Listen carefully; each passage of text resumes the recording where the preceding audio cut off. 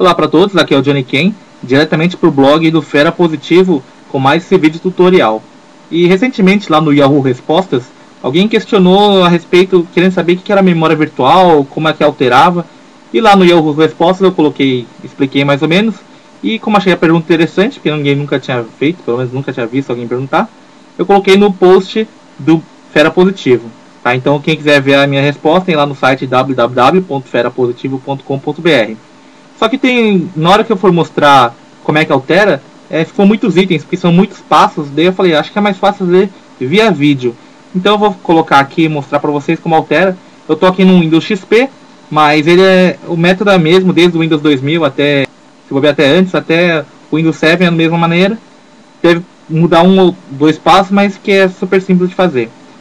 Vem aqui no botão iniciar, painel de controle, tá? E vou achar a opção Sistema. Clico em Sistema, procuro a pasta a orelha avançado aqui, né, a aba avançado, desempenho, né, memória virtual, agendamento de processadores, memória, efeitos visuais, né, e memória virtual. Clico em configurações, de novo acho aqui a aba avançado e aqui na parte de memória virtual eu altero, tá? Eu tenho duas unidades aqui.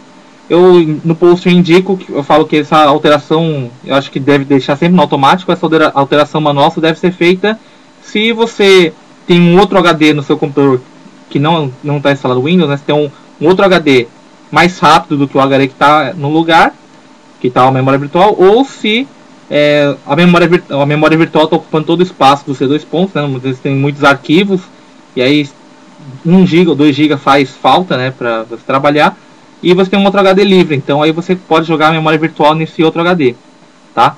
Aqui está com tamanho personalizado, mas se eu quisesse colocar manual, eu podia, automático, eu colocaria tamanho gerenciado pelo sistema, tá? Ou se eu fosse trocar do C para o D, eu colocaria sem arquivo de paginação e definiria, né? No caso não vou alterar aqui, mas é só clicar em definir que ele já alteraria, e colocaria no D o tamanho que eu quero ou tamanho gerenciado pelo sistema. Eu prefiro deixar no automático, porque o Windows gerencia. Aqui eu estava fazendo algum trabalhinho, tive que aumentar um pouquinho mais do que o normal. Mas o ideal é você deixar ele mesmo para ser automático. Tá certo? Então basta vir naquelas opções, achar aqui, você opta por deixar sem paginação. Na verdade, um HD tem que estar com a memória virtual. Aí você opta em deixar gerenciado pelo sistema, que é o que eu prefiro, ou tamanho personalizado. Tá certo? Se tiver mais alguma dúvida, alguma pergunta, blog do Fera Positivo, www.ferapositivo.com.br. Tá certo? Valeu, tchau, tchau.